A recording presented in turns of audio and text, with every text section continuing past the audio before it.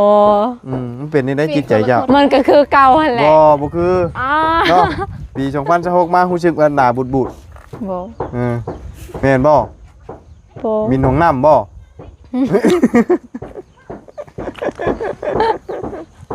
เดี๋ยวเนาะเป็นทั้งนี้มันสิยิ้มแน่ทั้งนี้ตาครึ่งๆกันนะไม่ได้ใส่เป็นตาสีดำนะฮะ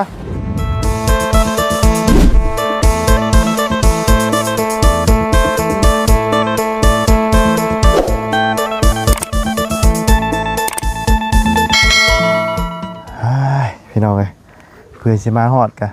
โจนคำพี่น้องเนาะจักโมงเลย4 โมงปลายพี่น้องเลยเนาะเมื่อยดีมื้อนี้เนาะคือสิเป็นไข้เป็นหนาวจะมาลมพี่น้องเลยเนาะเอารถขึ้นรถมา2 คนพี่น้องเลยเนาะจวดมาเลยแล้วก็และพี่น้องเลยเยี่ยมยามตามข่าวเบิ่งทั้งนี้ก่อนนะมักตอกมักแตงพอจะได้กินบ่พี่น้องเลยเนาะทางหัวเฮานี่เนาะเป็นจังใดปีใหม่ไปเล่นไปกินใจพี่น้องเนาะแต่ว่าทั้งบ่บุญนี่บ่ได้ไปใส่พี่น้องเนาะอยู่เพื่อนเนาะมีแต่นอนพี่น้องเอาสบายดีเด้อพี่น้องนะสบายดีแล้วสวัสดีพี่น้องกันเบิดสุขุทุกคนตอนค่อยค่ำลงแรงเนาะมาฮอดมาถึงจอดปึ๊บลงปั๊บพี่น้องแต่ว่าเป็นเมื่อยเนาะคือเมื่อยเพียๆขับรถมื้อนี้พี่น้องเนาะเอาหมักตอกหมักแตงนี่มาบัดนี้ก็ถือว่าออกลายเติบไปได้พี่น้องเนาะคือสิได้กินแล้วบาทนี้เนาะเพราะว่างามเลยบาทนี้โอ้ยเนาะ2 คนไอ้น้องเราใส่เสื้อดำคือกันแท้นี่เนาะโอ้ได้จังมากแล้วเว้ยมันเน่าบ่โอ้ยเนาะสบายดีเนาะโอ้คืองามแต่มาบัดนี้ฮะยังบ่ทันใหญ่บ่กินได้แล้วบ่ฮะยังใช่โอ้กินได้แล้วนี่นะกินได้แล้วหมากนี่นะปะใหญ่กว่านี้มันบ่แซ่บมันบ่แซ่บปะใหญ่กว่านี้นะเบิ่งเขาเบิ่งก่อนที่ว่าลายหมากอีจักบ่คือเขียวงามแต่เนาะทางนี้จักว่าเพิ่มอันสารเคมีเข้าไปจักบ่ได้เพิ่มหยังบ่โอ้งามดีนี่ขี้แว่อย่างเดียวหรอวะงามดีเนาะคักเบิ้งจะได้กินนะบ่นี่โอ้ผักหอมนี่บ่ได้ใช้ลาบใช้ก้อยได้บ่นี่นะปลูกไว้เฉยๆบ่มีลาบมีก้อยใช่ครับมีแนวใส่โอ้กะหมักแตงนี่ใครอยู่จะได้กินเนาะแต่ว่าผักนี่บ่ค่อยได้ใส่หยังเนาะโอ้พอดีกินแล้วหมากนี่นะใกล้แล้วหมากนี่นะเนาะพอดีหวานเลยพอดีหวานนี่ผมเชื่อกินเบิ้งพอดีหวานนี่นะแต่มันใหญ่ก็มันใหญ่บ่แซ่บสำนีพอดีเสียดายสำนีพอดีแซ่บนี่นะพอดีหวานเนาะบัตรที่จำจักในสวนนี่หากระเป็นในโซนนี่เนาะตัวนี้ปลูกก่อนเลยตัวนี้ปลูกก่อนแต่ว่าตัวนี้งามกว่าเนาะใบเขียวกันใช่ไหมทางบ่เกินอาทิตย์นึงจะได้กินหลายอยู่เนาะอันนี้เด้ปลูกไม่บ่บงเพื่อนบงเอาเนาะบ้านเขาเอิ้นบงบักทั่วบ่ได้กินเนาะบักทั่วนี่บ่อย่างงามปานใดเนาะเป็นจังได๋ฉลองมื้อใช้ปีใหม่นี่ในบ้านเองฮะอยู่ในบ้านเองม่วนบ่ม่วนอยู่แสดงว่าม่วนเติบได้นี่เนาะจะคืนบ่ได้นอนตั้งแต่มื้องานดองมึงจักบ่แม่นบ่เอาฟังเสียงแหน่ไผก็ได้เอาตั้งแต่มื้องานดองมึงจักบ่ได้นอนนี่บ่แม่นนะนี่แม่นบ่ฮะนี่บ่ยันว่าอยู่เนาะตั้งแต่มื้องานดองงานแต่งพุ่นเด้บ่ได้นอนเนาะยันว่ายิงยาวฮอดอันปีใหม่เด้อวะเฉลิมฉลองกันนี่กันจักมื้อมื้อนึงหลายคนอยู่ติ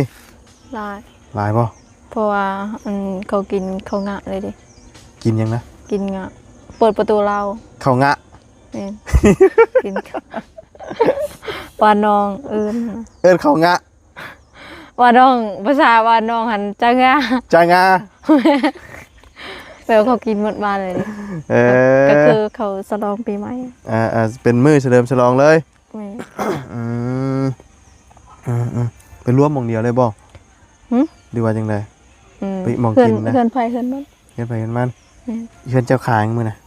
หึ เฮือนเจ้าได้ยังจะมากินแบบว่าเฉลิมฉลอง อันเขากินหมดบ้านหันเขาอันเห็ดงัวแล้วก็อันซื้อเป็นพูดเอาเขาขางัว เจ้าน่ะชื่อเป็นพูด แม่ อ๋อมาลาบเลยเนาะลาบก้อยชอยเชได้เนาะเสียดายเสียอายลงเมือทีมงานลงเมือบ่ เมื่อวานนี่มาบุญสารวัตรเขามานี่บ่ แม่น ฮะ แม่น วานนี้เลยเนาะแต่ว่าเราเมื่อวานนี่เนาะเมื่อวานนี่มื้อนี้เรามา มื้อนี้เราก็มา มื้อนี้ก็มากับอาจารย์เนาะว่าเพิ่นคือเก่าเพราะเมื่อวานนี่เราเมื่อส่งอ้ายก็เมื่อวานอันละมา โอ้น้องบ่ได้พอน้องไป เอา เพิ่น พ่อไป เอ้ย ซะพ่อจะบ่อ๋อเราเอาปลาเด็กบองบ่มาฝากฮะ ก็เรา ฮะเอาเป็นบ่ เอาพ่ออะฮะเมียนบ่ปลาเด็กบองบ่ ไม่ยังไปไหนบ่ เอาโมเมนต์บอกเอาคือว่าเราคุยน้ำนั่นอันว่าคำพ่อเดี๋ยวจะเอาประเด็กบ้องให้แต่ว่าในมือนั้นเนาะตอนโทรหาบาบุญสารวัตรมือน่ะโมเมนต์บอก เครื่องเสื้อผ้า มีเครื่องเจียผ้าบอก โดย โดยเกี่ยวเรามีประเด็กบองนะเอาประเด็กบองกับเจียวอันนี้เจียวอันเป็นกระปุกอันเป็นคล้ายๆเจียวบะบั่มอันนี้คล้ายๆเป็นแบบนั้นแล้วประมาณโดนเติบบ่ฮะบ่เรามาโดนเติบบ่อันมาเล่นนะ หึ เรามาเล่นน้ำโดนเติบบ่ บ่ฮู้น้องบ่ได้อยู่น้องไปยามเอ้ยบ่สบาย อยู่ใช้จ้ะ อยู่บ้านเกิงหลวง ไปส่งแม่ อันมาอันนี่บ่ แม่น ไข่เนี่ยนะบ่ ไข้แล้ว ไข่ดิ แม่นเจ็บท้องแล้วก็หาก ในช่วงนี้อากาศมันเปลี่ยนไข่ลายได้นี่เนาะจังไดบาดนี้พี่น้องเนาะหมักแตงเนาะก็ใกล้จะได้กินแล้วนี่บ่ได้โฮดพักบ่มื้อนี้ โหด สิโฮดอยู่บ่นี่ โหด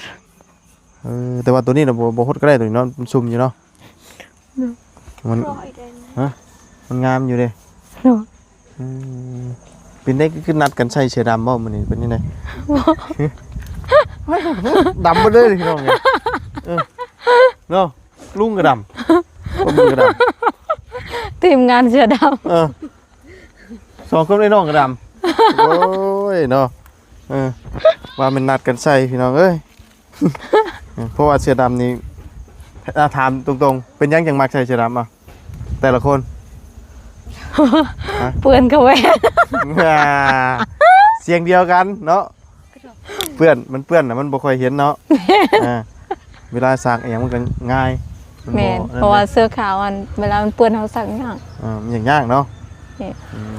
ทั่วหมดเลยอะได้ โดยไปจะออกไปเนาะโอ้ยบ่ได้ใส่ลาบใส่ก้อยจ้ำผักหอมแล้วนี่ถิ่มชื่อๆแล้วนี่เนาะให้มันออกมากแล้วก็ได้นะอุ้ยโอ้ยหมื่น เจาะโพยละอ้อทางกูเจาะโพยทุก เอาเนาะ ก็ได้เนาะ ส่วนหมักแตงเนาะกำลังเริ่มเป็นพี่น้องเลยมาหอดมาถึงตอนค่อยกำลงแรงเนาะโอ้บ่ได้ไปใส่ติ บ่ถ้าก็มาแต่ใส่ซองบัดเสิร์นอยู่บ้านเกิงหลวง ใช้ช่องอีกเลย แม่ หลายช่องกันเนาะ วันที่6นี่ก็ซองอีกในบ้านนี่อีก คนละซองเลย วันที่6นี่งานดองในบ้านอยู่ในบ้านนี่บ่ได้ ค คน น ละ ละ ช่อง สอง อีกคนเพื่อนเดียวก็ยังไข่คนละนั่นเนาะ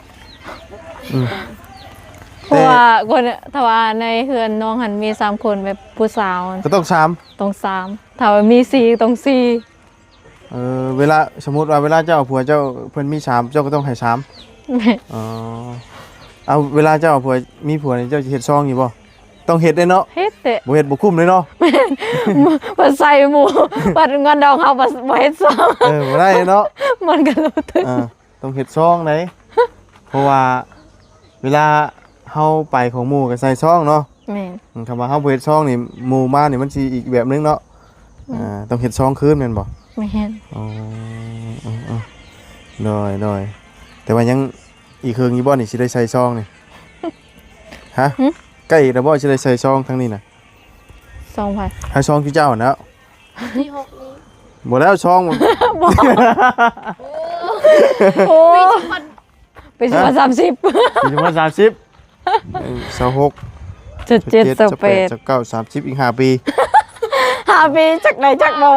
ฮะบ่ฮอดหรอก5ปีคำว่าฮอด5ปีอมขี้ให้พูดจะหน่ายก่อนรถ ยังยัง4ปี บ่ฮอดอยู่บ่ฮอดพุ่นดอกเพิ่นสิฮอด5ปีเนาะ โอ้ย บ่ฮอดเพราะว่าบ่มีคนมักเด้ แม่นบ่ 21พุ่น25พุ่นเอาผัว เลือกบ่จ้า บ่ได้เลือก นั่นแหละเลือกหลายถึกบ้งเด้เห็นบ่ไปซื้อผักน่ะเลือกไปเลือกมาเอาเมื่อมีแต่บ้งแม่นล่ะว่าเลือกหลายถึกบ้งเพิ่นว่าคือหอมเด้อเอ้ยบาดนี้หอมจังได๋บาดนี้มีปิ้งๆปึ้งจักบ่ฮะคือเป็นหอมๆเนาะ แต่เฮือนเจ้าพร รถนี่พุ่นน่ะเมื่อพุ่นน่ะจังลงเนาะลุงเนาะมื้อพุ่นน่ะเนาะแรงมื้อเนาะ ยังเมื่อยอยู่ดิ เมื่อยขับรถมามื้อนี้เมื่อยมื้อนี้โอ้ยเป็นจังได๋ ให้ก็ขึ้นมาวันนี้ว่า แม่นมาฮอดจอดทึกจึกนี่นั่นนี่น่ะ กินข้าวละ กินแต่ปีกายเนี่ย เธอจะบอกว่ากินข้าวกันได้ บ่ปี2006เพิ่นบ่ให้กินข้าวเพิ่นว่าอดปี2006นี่เพราะว่าเขาวยากหมากเพลงเด้เขาวยากหมากเพลงให้อดปี2006นี่เนาะกินได้บ่ชาชิเจ้า ยัง ยังอยู่ ดอก แม่นบ่ปิ้งหอมๆนี่แม่นบ่คนละเฮือนบ่ แต่เฮือนเจ้าพร คือหอมเลยเนาะมันนี่เต้ดังขนาดเลยขนาดว่าสิเป็นวัดอยู่เลยคือกินกุ้มไว้อยู่โอ้ยหอมเลยเนาะหอมกุ้มมาอ๋อฉลองปีใหม่นะเพิ่นขางัวเนาะแล้วก็เอาพูดหนึงพูดเท่าไหร่อยู่พี่ 3นั่นน่ะ ลาน พูดละล้านเลยเหรอ แม่นเพราะว่างัวตัวหนึงมันหาหลังคาเฮือน อ๋อคือแพงเลย5 ล้านพุ่นเด้เพราะว่างัวซุมื้อนี่น่ะขายถือกว่าเบ้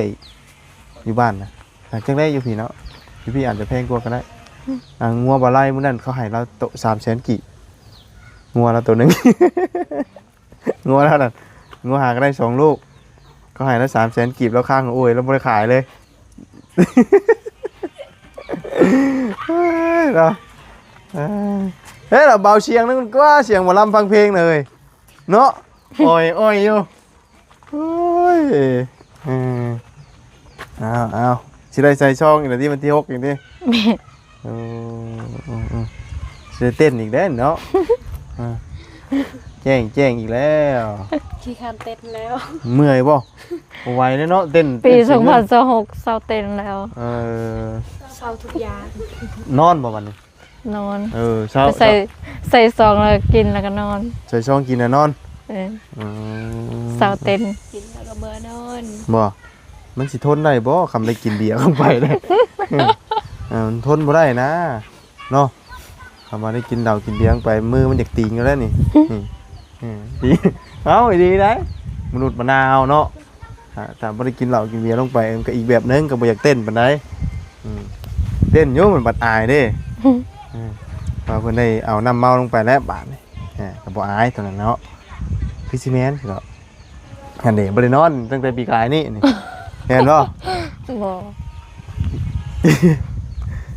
บ่ได้นอนแต่ปีกายนี่ยังหาบอดอยู่โอ้ไปใช้สีตามาเดือมมะ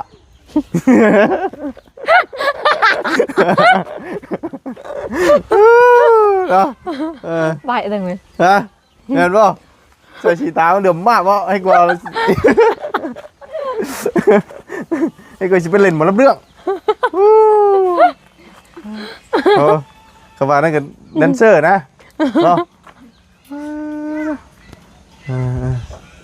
ช่วงนี้อยู่เพื่อนอย่างเดียวว่าบ่มีไปใส่แล้วบ่ เพราะว่ามีแต่งานนี่ แต่งงาน มีงานตลอดมื้อนี้ก็ไปใส่ซองอยู่บ้านเกียงหลวงอีกแล้วอยู่นอกหันเขาขึ้นเฮือนใหม่ เหลือแต่ชีวิตเดี๋ยวนี้ ใส่ช่องอีกบ่ล่ะ แม่ ใส่ อยู่นอกหันเขาคืนเฮือนใหม่อยู่บ้านเกียงหลวงกับงานดอง ช่องตัวนั้นใส่เดียวนี่นะ หึ ช่อง50คือเก่าบ่ อยู่นอกหันเศษหนึง แสนหนึง อือฮึ อ๋อ อยู่นี่เซนนึงอยู่พูดเซนนึง 2 แสน โอ้ วันที่ สองคน 6นี่ก็คนละ250กับแสนหนึงอีก สองคนก็แสนหนึงเนาะ เมื่อยน้ำซอง ส่งตลอด เมื่อยแล้วเนาะมีแต่ช่องหลายกันเนาะโอ้มีแต่ช่องมาพี่น้องเลยเนาะเอาเมื่อวานนี่ก็ถือว่าทั้งอ้ายใจะดีเรามาเยี่ยมมายามมาเล่นน้ำเนาะอ๋อโดยทางเราบุญกะหากนมามื้อนี้พี่น้องเลยเนาะปีใหม่ก็บ่ได้ไปไสอยู่แต่เพื่อนบ่ได้เล่นหยังครับเนาะเมื่อยแฮงพี่น้องแต่ขับรถมามื้อนี้ยังรู้สึกเพลียๆเมื่อยทั้งนี้ยิ้มพี่น้องทั้งนี้บูดเนาะเป็นได้ใดก็ บ่นำ จังเลยเฮ็ดบูดๆนะคือว่าหยัง เป็นคนละคนเลย เนาะปีใหม่มาบัดทั้งนี้มันรู้สึกบูดบาดนี่ทั้งนี้ บ่ ยิ้มมันเป็นได้จิตใจเจ้า มันก็คือเก่าหั่นแหละ บ่คือ อ้า เนาะปี2026มารู้สึกว่าหน้าบูด บ่ แม่นบ่ บ่ มีหนองน้ำบ่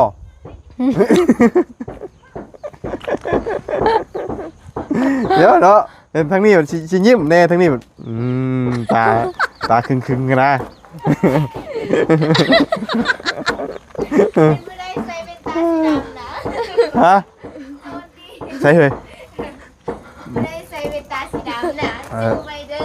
ไผใส่แว่นตาสีดำมาเป็นหยังคือไผใส่แว่นตาสีดำ บ่เอาเจ้าใส่เป็นตาสิ โอ้ยโมเมนต์แว่นตาดำมันนี่นะแว่นตากันฝุ่นเนาะขี้ฝุ่นลมหนาวอะไรมันนี่นะสิเป็นหวัดเป็นไอแน่ไข้แน่เนาะ เจ้าเหรอ บักแตงก็ไม่ได้กินใช่ไหมบักแตงมันเดียวเพิ่นหัว ยังบ่ทันได้ยัง มาหักจะทายเหรอ ฮะได้ไรเดี๋ยวนี้นะ ไม่สิทายหัวลงทะเบียน เอาลงทะเบียนแบบแรกน่ะถ่ายรูปยังลงทะเบียนฮะว่าไปเลยมาปีใหม่ยังว่าไปนักหนาบ้านนี่เนาะลายไปดูที่ผู้หนึ่งมันยิ้มผู้หนึ่งมันตาขึงนะแม่นบ่ กอดหนาวเลย เราเห็ดกินบ่น่ะต่ำ โอ้โห สิได้เมื่อก่อนได้สามวันนะ เอากินข้าวก่อน บ่กินนะปีใหม่แล้วก็เปลี่ยนคือกันนะ เอาบ่กินครับ หมู่ก็ยังเปลี่ยนเนาะเฮ็ดได้ซะ เปลี่ยนแบบใด ฮะ บ่ได้เปลี่ยนก็คือเก่าหั่นแหละ โอ้ยสวัสดีเด้อพี่น้องเด้อ เปลี่ยนแล้ว ส เนาะ วัสดีปีใหม่ละ อ่า สู้เราต้องผ่านไปให้ได้ปีนี้ ปีว่าปีใดคือเก่า บอลลอดปีนี้ เออ ปีใดคือเก่าเด้นี่ คิดว่ามีมืออื่นเสมอฮะแหละกระสู้มือต่อมือไป มีแต่ว่าเหี่ยวเฮาเด้ เปลี่ย นี่ น นะ แต่ปีเนาะ เปลี่ยนแต่ปี เปลี่ยนแต่ปีเปลี่ยนแต่วันที่ ตกมาปีนี้แห้งกระเตก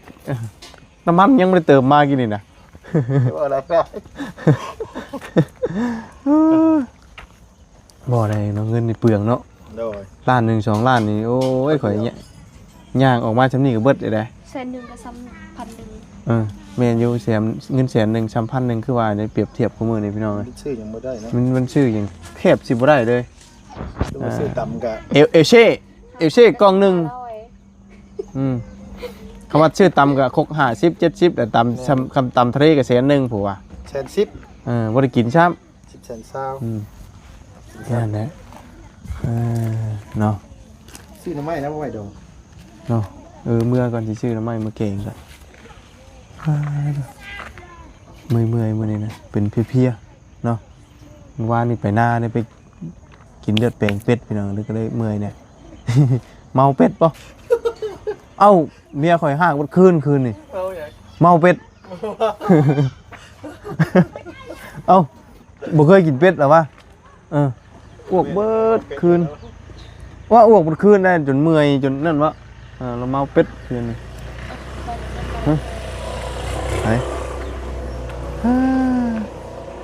เอาเดี๋ยวเมื่อร่วมตัวกันก็เลยเดี๋ยวสิ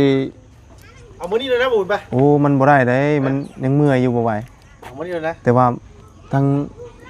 แม่เพิ่นบ่ยังให้นั่งกินหิมอันนั้นมันกินบ่ได้เนาะหิมใช่หิมเซ่พุลมเลยเนาะบ่ได้หิมเซ่นี่นะหิมสวนพักนี่ก็ได้นะหิมยังเฮ็ดยังกระทะแต่ว่ารู้สึกว่าผอมๆลงจอยลงได้นี่เนาะแต่ทั้งนี้ตุ้ยขึ้นเนาะทั้งนี้บ่บอกขึ้นได้นี่บอกขึ้นได้นี่บ่ได้หน่อยแหละโอ้จำเก่าน่ะตุ้ยดอกเขาเอิ้นจำมั่มปีนี้แม่นุ่มเลี้ยงดีก็เลยตุ้ยขึ้นได้เรื่อง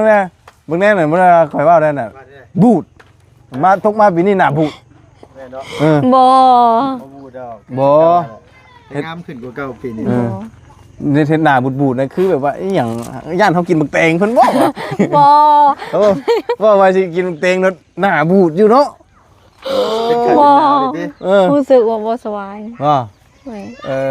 เฮ็ดได้จังมันจังสบายให้มันสบายให้มันนอนเนาะโดยบ่มื้อหน้าพุ่นแหละเนาะเพราะว่าอื่นซะปะโอเคเบิ่งก่อนมื้ออื่นก่อนรวมตัวกันก่อนแต่ว่าอยู่เซฟบ่น่าได้หรอก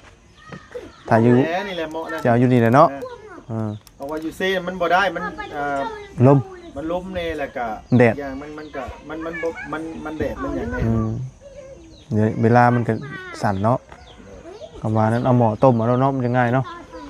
ย่างค่อนกลัวๆนี่บ่อยากปานใดเนาะว่าได้เพิ่นยังขี้ข้านชะผมอยู่หน้าหนาวเนาะหน้าหนาวชะผมขี้ข้านเด้มื้อ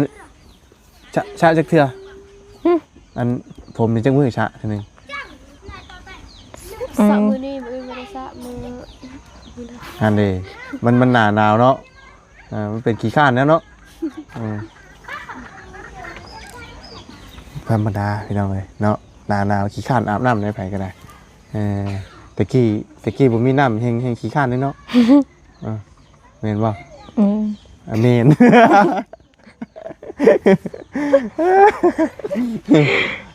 ไปแห้งแต่ยามหนาวนี่ลงน้ำเซแห้งเย็นว่าปานใส่น้ำกรดเอาสมมุติว่าคือเจ้าหิวน้ำแห้งเจ้าไปจะมุดกินน้ำบ่อยู่พื้นมันเคยบ่น้ำเซนะน้ำเซเวลาไปอาบน้ำนะเอาอยากน้ำแห้งๆอย่างนี้ก็กินอ่ะมุดลงกินเลยเอือกเลยเนาะเวลาน้อยน้ำก็คือกันหิวน้ำก็กินโลดน้ำก็มีเลยหิวยำไหนจะกินได้ยำนั่นเนาะน้ำเซนี่เอาสันพี่น้องเนาะกลับมาเยี่ยมมายามหลังจากปี2025ผ่านไปมาฮอดปี2026เนาะก็มันผ่านไปไวเนาะคือเก่าคือเดิมเนาะเรื่องอันนี้ก็คือเดิมมันเปลี่ยนแต่ปีเปลี่ยนแต่วันที่เปลี่ยนแต่วันที่ก็พอชเนาะกับวันเนาะคนคือเก่าเนาะบ่มีเงินใช้ก็บ่มีคือเก่านักก็เก่าอยู่เนาะปี26แฮงบ่มีเงินใส่เบิดปีนั่นเนาะคิดว่าปีหน้ามันสิดีขึ้นใส่เบิดเลยบัดนี้แฮงนักก็เก่าบ่โอ้เอาแม่นได้เว้านี่แม่นมื้ออันว่าเฉลิมฉลองนี่ไผก็จุกเงินมาใช้เด้กินว่าเฉลิมฉลองว่าปีหน้าหาใหม่ว่าแฮงนักก็เก่าบาทนี่หาบ่ได้เนาะโอ้เอาเมื่อยนะพี่น้องเอ้ยเว้าหลายบ่ได้ละบาทนี่เนาะมีแต่หานั่งพักผ่อนกันคือเจ็บหัวแทงแต่ก่อนบ่ได้หากินเฮือกินยาก่อนเนาะเพราะว่าปีตกมาปีใหม่ทั้งเพิ่นแบบหน้าบูดๆนะเนาะหน้าบ่ค่อยแจ่มใสสงสัยตรงใจมีความทุกข์ในใจนะเดี๋ยวนี้เนาะมีบ่ผู้บ่าวมาสู่ขอบ่หรือว่าไหนมีทุกแน่มีสุขแน่ปนกันสงสัย เล่นปีใหม่แล้วผู้บ่าวบ่ได้มา ก็ นำ อุก เลย ใจเรื่องอยากไปหาพ่อนี่ล่ะ ฮะอุกใจเรื่องอยากไปหาพ่อ โดย ไปบ่ฮอดบ่ บ่ไปฮอดอยู่แต่ว่ายังบ่มีเวลาเพราะว่ามีแต่งานตลอด มีแต่งานดองนะ แม่นว่าถ้าวางว่ามื้ออื่นว่าสิไปหาพ่อ อืมไปหาพ่อไปเยี่ยมพ่อ โดย ใครอยู่เพิ่นใกล้เลยเนาะแก่งคันเลยเนาะ โดย วิระแล้วอ่ะ แม่น จากนี้ ตั้งแต่เราขึ้นมาบ่เห็นเราโทรมาจากเราขึ้นแล้วเราบ่ อืม เราโทรแต่ตั้งแต่เราสิขึ้นมา ตอนโทษน่ะกำลังสิขึ้นบ่ แม่นสมมุติว่าเราโทรมื้อนี้เราว่ามื้ออื่นเราสิขึ้น อืม แต่นั้นเราก็บ่ได้โทรมาเลย น้อย จากเราขึ้นหรือบ่ บ่ฮู้ว่าขึ้นบ่ขึ้นเนาะถ้าว่าเจ้าติดต่อแล้วเจ้าติดต่อไผบัดนี้ บ่สิ โทรหาไผบัดนี้คำสิโทรถามว่าเราขึ้นมาบ่ขึ้นมาจังซี่นะ บ่มีเบอร์เลย เออ ถ้าว่าพออันโทรหาค่อยหันได้ มีแต่ถ่ายอย่างเดียวติ แม่น คำเจ้าสิมุ่งหน้าไปว่าถามรถกันเสียง เอ้าเพราะว่าบ่ฮู้ว่าเราขึ้นมาบ่ขึ้นมา แม่น เออเอาบ่ต้องคิดหลายเนาะเดี๋ยวก็เราติดต่อมาเนาะ ก็อยากลองไปหาเบิ่งว่าสิไปถามเบิ่งว่าเราขึ้นแล้วหรือบ่ อืมโดยรอถามเบิ่งเนาะจังไดก็ได้ไปซะเนาะมีแต่พุ่นละบาดนี้หาของพักของเช้าพุ่นละบาดนี้เมื่อไปหาทางเชียงก่อนเนาะ กินข้าวกินน้ำก่อน ได้ยังกินนะ หลกผักหลกผักกาด เกือบประกาศบ่ โดด เอ้ยเนาะงาบุญแกมาผ่านมาเพิ่นยังบ่ได้เปิดตลาดอันเชโปนนะแต่ว่าจังก็สิแวะซื้อของกินมาอยู่ดอกเนาะมีไข่บ่แถวนี้เนาะซื้อไข่ทอดบ่ทอดไข่ใส่ผักสิทอดให้กินเนาะอยากลองบ่สีมือ บ่มีหม้อทอดค่ะ บ่มีบ่ทอด โอเคเสร็จเนาะมีไปหาซื้อหม้อกันเด้อสิทอดให้กินเนาะแซ่บกินแล้วสิติดใจบ่อยากกินอีกเลย มันเค็มไปเด้อเนาะสบายดีปีใหม่เนาะ สวัสดีปีใหม่เด้อป้าลุง สบายดีปีใหม่พี่น้องเอ้ยเนาะคือเก่าเนาะปีใหม่มาแฮงนักก็เก่าแล้วว่ะใช้เงินไปเบิดน้ำปีเก่าปีนี้มาบัดทุกข์ใจปีที่แล้วเมาเบียร์เพิ่นเบิดเลยพี่น้องเอ้ยเนาะก็เลยบ่มีเงินบาทเนาะไปจ้าพี่น้องสำหรับคลิปนี้ก็ลำลาเลยเด้อพี่น้องเนาะพบเจอกันใหม่เนาะเอาจังไดก็สบายดีปีใหม่เบิดทุกคนเนาะบ๊ายบายสบายดี